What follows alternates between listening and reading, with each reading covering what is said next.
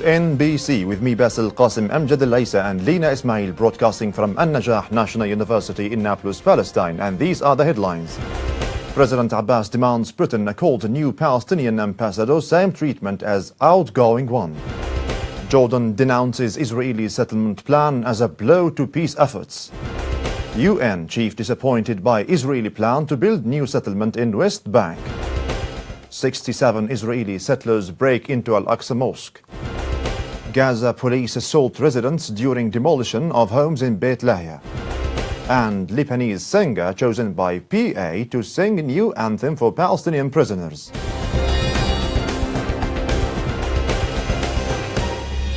Israeli police on Saturday opened fire and killed a Palestinian in the old city of Jerusalem after he allegedly stabbed Israelis, according to witnesses and police reports. Israeli police said a Palestinian stabbed two Israelis and a policewoman in the old city, injuring them lightly before he was shot dead. He was identified as Ahmed Ghazal from Naples. Police closed the gates to the old city and prevented people from entering it.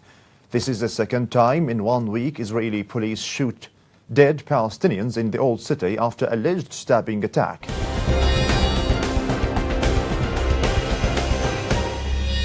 Israeli police on Wednesday opened fire at a Palestinian woman at Damascus Gate in East Jerusalem and killed her, according to the police. The police claimed the woman attacked them with a knife before she was shot and neutralized, usually in reference to being shot dead. It was later announced that she was killed. Witnesses said police stationed at the gate shot the woman, who was not immediately identified, without any apparent reason and left her bleeding on the ground without providing any assistance to her. Police, who sealed off the area after bringing reinforcements, prevented Palestinian Red Crescent medics from assisting the woman and even attacked and beat passers-by, mainly women, who attempted to help her. A number of Palestinians were shot and killed by Israeli police at Damascus Gate since October 2015, when Palestinians waged stabbing and car ramming attacks against Israeli police and soldiers in the occupied Palestinian territories. Israeli human rights NGOs Beit Salem released a report condemning Israeli forces for the unjustified killing of a Palestinian woman in Jerusalem last week. According to Beit Salem, after Siham Nimr approached a metal police barrier near Damascus Gate, specifically a pair of scissors, the border police officer standing on the other side of the barrier shot and killed her. Beit Salem criticized the shot to kill policy of Israeli forces when dealing with alleged and actual Palestinian attacker, saying that policy is when encouraged by senior ranking officials of various Israeli security forces.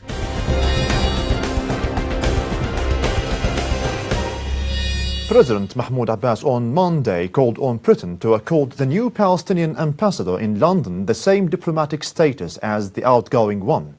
Mr. Abbas said in an interview with a London-based Arabic daily, Al-Quds Al-Arabi, that the British government is trying to put obstacles and constraints regarding the new ambassador.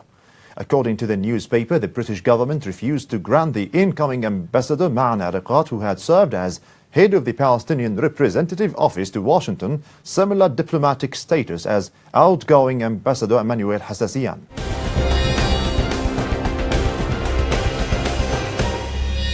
Jordan denounced on Saturday Israeli plans to build a new settlement in the occupied West Bank and seize almost 1,000 square kilometers of Palestinian land.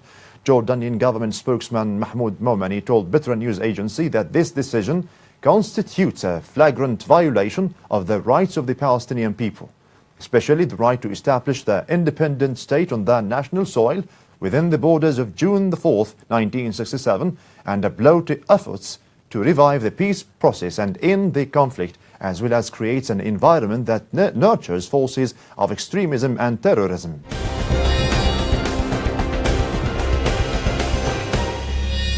In the same vein, United Nations Secretary General Antonio Guterres said he was disappointed and alarmed by an Israeli government decision to build a new settlement in the West Bank. The Secretary General took notice with disappointment and alarm of the decision by Israel to build a new settlement in the occupied Palestinian territory, according to a statement issued by Guterres' spokesman on Friday. The Secretary General has consistently stressed that there is no plan B for Israelis and Palestinians to live together in peace and security. He condemns all unilateral actions that, like the present one, threaten peace and undermine the two-state solution, said the spokesman. The UN official stressed that settlement activities are illegal under international law and present an obstacle to peace.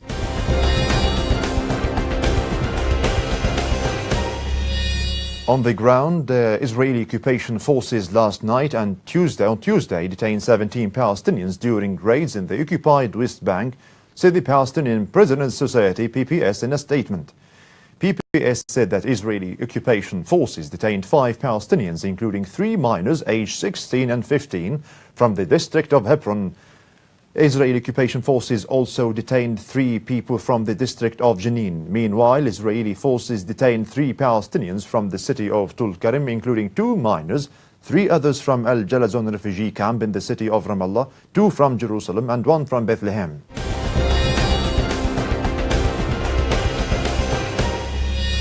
Israeli occupation forces on Monday raided several homes and shops in the city of Jenin in the occupied West Bank, according to local sources. Sources told Wafa news agency Israeli forces raided homes in a few villages near Jenin and a yard where they checked surveillance cameras. Israeli forces as well set up a checkpoint on the Jaffa Street, where they stopped passengers in their vehicles and checked their identification cards.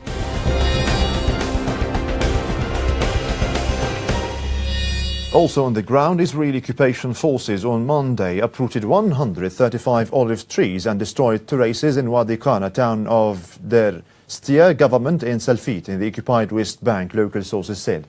A witness said Israeli occupation forces closed the main road that leads to Wadi Qana with dirt, uprooted olive trees and destroyed terraces in the area. Nazmi Salman, the Ristia municipality council member, told Wafa news agency that the olive trees that were uprooted belonged to Abdelaziz Aqil and Muqbil Awad. He noted that Israeli occupation forces seized the uprooted trees. As Salman added that this is not the first time olive trees are uprooted by Israeli forces in Wadi Qana. He said that they uprooted more than 2,000 trees in the recent years and destroyed a fountains rehabilitation project that was funded by the Palestinian Ministry of Finance.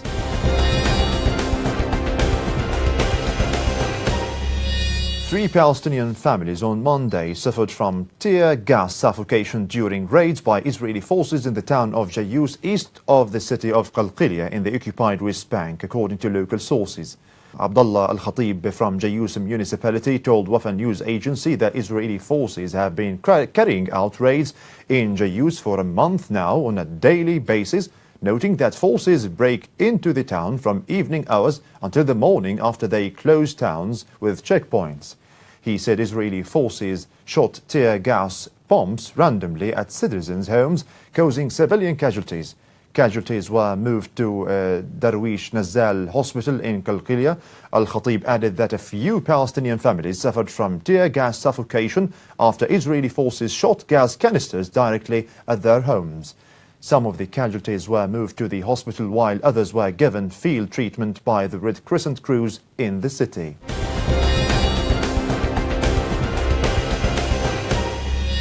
Now in Jerusalem, 67 Israeli settlers on Sunday morning broke into Al-Aqsa Mosque compound in Jerusalem under the protection of Israeli police, local sources said. Wafa news agency correspondent said that the settlers, divided in groups, forced their way into Al-Aqsa Mosque through the chain gate Bab al-Silsila under the heavy protection of the Israeli police and provocatively toured around the holy city. He said that the Jewish settlers practiced Talmudic rituals at the Islamic holy site while Israeli police provided protection for them. Muslim worshippers present at the site meanwhile chanted religious slogans to protest the settlers' entry. Israeli Jewish settlers organized provocative visits to the Islamic holy site almost on a daily basis.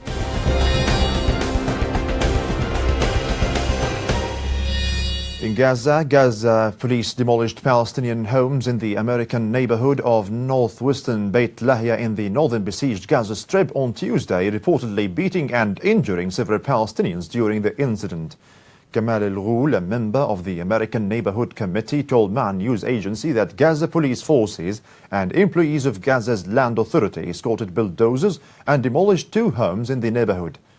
El-Ghoul added that when residents and members of the neighborhood's committee attempted to negotiate with police forces, they were assaulted and beaten, while Gazan authorities proceeded with the demolitions.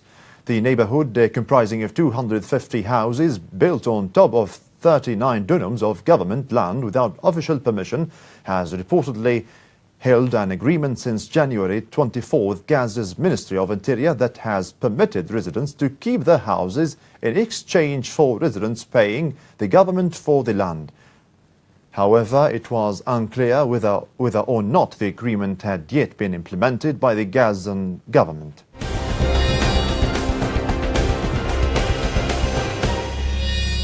Palestinians marked Land Day on Thursday with protest marches in some West Bank cities, but Israeli forces dispersed the marches with force, according to officials. In Bethlehem, in the south of the West Bank, protesters marched from Beit Jala to the Crimson Valley, where Israel has seized hundreds of dunums of Palestinian land near the monastery to build its segregation wall. When the march reached the Israeli army checkpoint at the Crimson, soldiers fired tear gas canisters and stun grenades at them, causing many to suffer from gas inhalation. Some of the protesters were able to climb the 4-meter-high fence in the area and placed Palestinian flags on it. In the north of the West Bank, soldiers attacked Palestinians who were attempting to plant seedlings in the Nablus area village of Madama on land near the illegal Israeli settlement of Yitzhar. The occupation soldiers fired rubber-coated metal bullets and tear gas at the Palestinians, injuring 45 people from rubber bullets and 17 treated for suffocation, according to Red Crescent medics.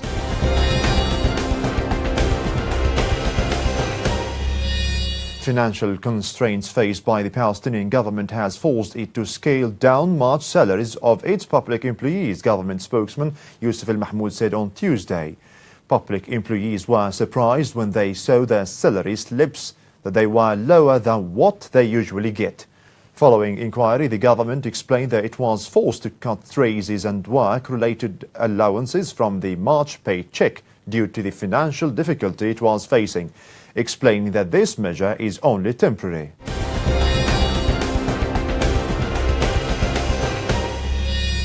Now to move to some interesting news, the Palestinian Authorities Committee of Prisoners' Affairs announced on Monday that a new anthem has been composed in support of Palestinians held in Israeli prisons, which will be sung by the celebrated Lebanese singer Asel Hallani.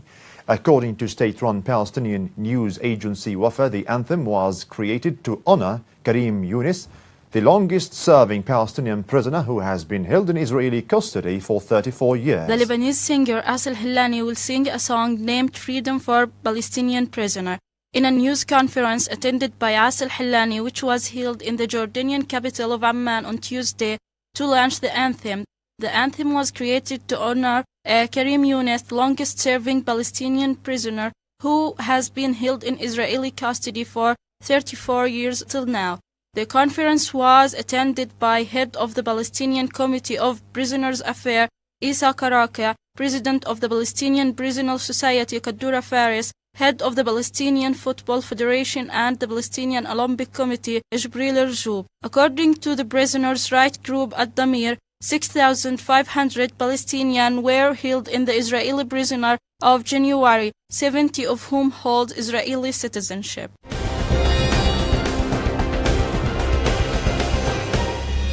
And now we move to Amjad El-isa with his latest news from An Najah National University. Thank you, Basel. Professor Ansam Sawalha, assistant professor in the field of pharmacology and toxicology at An Najah National University, has recently obtained the Global Senior Scholar Exchange Award, an award offered by the Society of Toxicology Global Senior Scholar Exchange Program, GSSEP. Professor Sawalha was selected from a highly competitive slate of applicants from different parts of the world. The evaluation was based on the participants' research production, their different toxicology activities, and their role in raising people's awareness on toxicology. This award paves the way for academic and research collaboration between An Najah and the American universities in terms of toxicology and graduate programs development. GSSEP aims at increasing the global impact of toxicology on human health and safety by working to strengthen toxicology programs and capacity in universities in developing countries. Professor Sawalha is the first Palestinian woman named to the Women in Science Hall of Fame.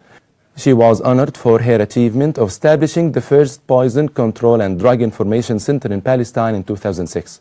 She is also first female full professor in Palestine.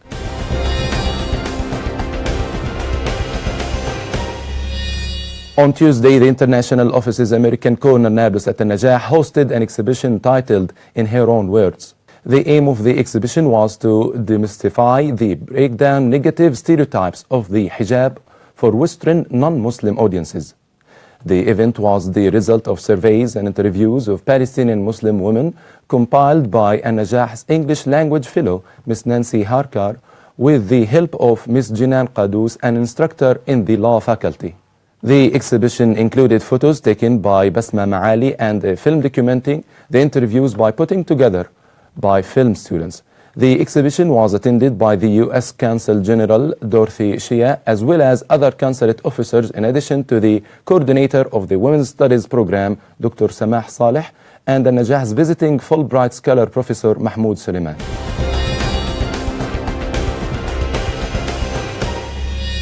On Wednesday, and under the patronage of the Prime Minister, Professor Rami Hamdallah, the e-learning center at An Najah National University launched the activities of the second international conference for learning and teaching in the digital world at the Prime Turki bin Abdulaziz Theatre in the new campus.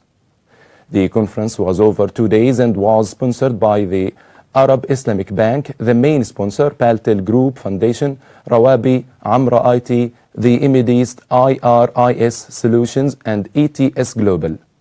In the opening speech, Dr. Saida Afoune, chairperson of the conference and the director of the e-learning center at An Najah, talked about the recent technological developments employed in higher education and referred to the virtual and real worlds people live in nowadays.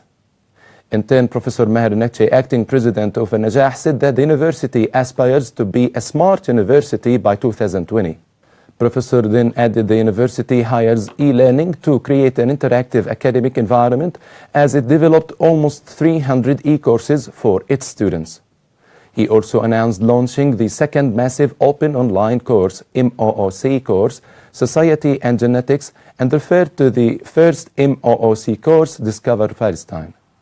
Professor Alam Musa, the Minister of Communication and Information Technology, commended the efforts made to hold this conference and mentioned that the ministry aspires to improve the collaboration between local sectors, including institutions of higher education. Dr. Sabri Saidam, Palestinian Minister of Education and Higher Education and representative of the Prime Minister, talked about the Palestinian model in smart and e-learning and thanked An Najah and the conference sponsors for their efforts.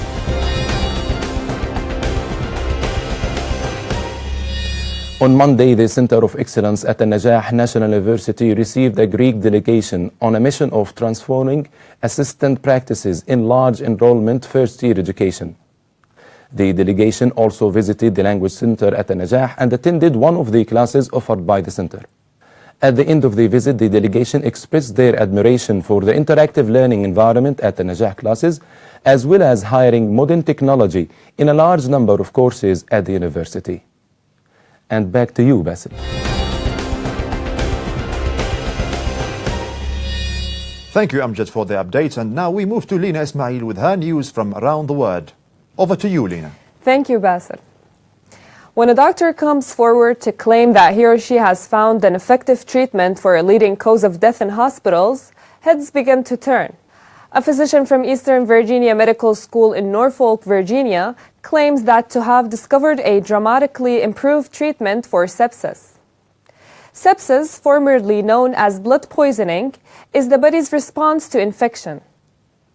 It causes a body-wide inflammation with the potential to cause tissue damage, organ failure, or even death. The condition is hard to predict and even more difficult to treat. Sepsis is often associated with infection of the lungs, urinary tract, skin, or gut. It is far more likely to arise if the patient is older than the age of 65, is a newborn child, or has a chronic condition. The condition is difficult to diagnose and annually takes up to 300,000 lives.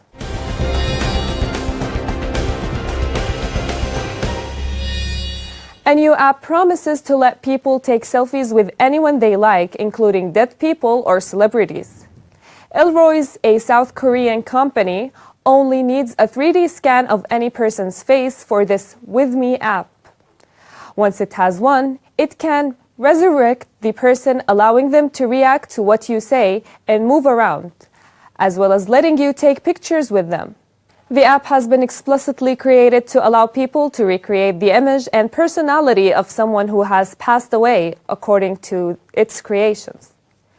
They said that it's a way of overcoming a broken heart by interacting with a virtual recreation of their deceased loved ones.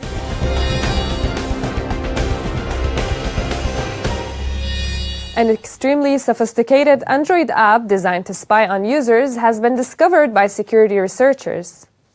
Called Crusoe, it's capable of spying on users through their smartphone camera and microphone, as well as accessing messages, emails, contact details, and browser history. In Greek mythology, Crusoe was the brother of Pegasus, the winged horse. The spyware was thus named because it's believed to be linked to Pegasus, spyware that was found to be targeting handsets running iOS last year.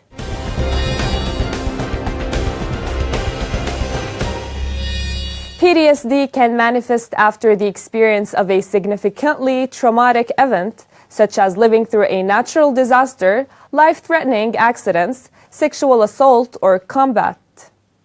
Not all who survive a horrible trauma develop PTSD. To study this, researchers from the University of Technology, Sydney, UTS, and the Garvan Institute organized an experiment using mice. The results of the study suggest that the mice were able to form a memory based on the fear induced, but not a complete picture of what occurred. Some of the details of the painful event were never included in the mice's fear-related memories. One of the symptoms of PTSD is that sufferers will re-experience the trauma, which can be triggered by a seemingly innocuous stimulus. The PTSD could be caused not only by the way we recall memories, but how those memories are made in the first place.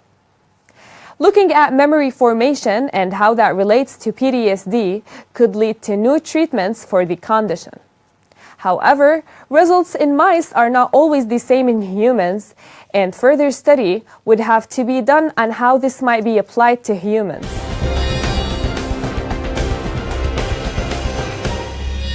Scientists have published new research that suggests up to 60% of cancers could be caused by random DNA mutations, rendering those cancers completely unavoidable. The other 40%, however, could be prevented via diet, exercise, and other environmental factors. Cancer, the emperor of all maladies, is tragic under most any circumstances, but it's even worse when the condition could have been prevented.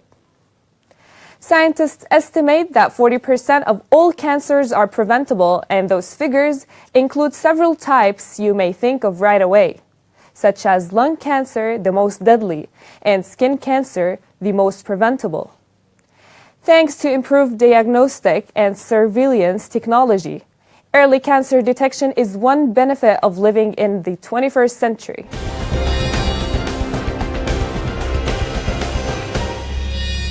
Sunlight is the largest collection of film projector spotlights ever assembled in one room, and scientists in Germany are turning them all on at once in the pursuit of efficient and renewable energy. This experiment involving the world's largest artificial sun is taking place in Jülich, a town located 30 kilometers, 19 miles, west of Cologne, and it was designed by scientists from the German Aerospace Center, DLR. The device features 149 industrial-grade film projector spotlights, and each one boasts roughly 4,000 times the wattage of the average light bulb. When this artificial sun is turned on, it generates light that's 10,000 times as intense as natural sunlight on Earth.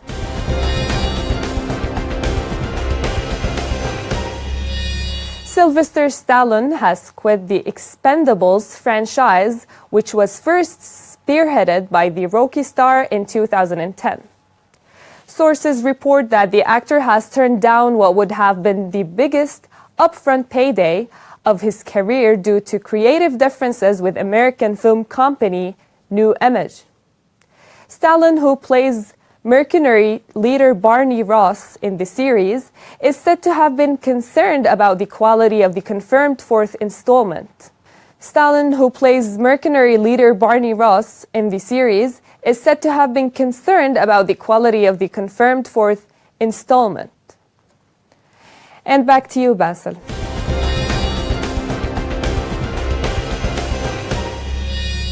Thank you, dear viewers, for watching NBC Journal. We'll meet you next week, same time, same place. Goodbye.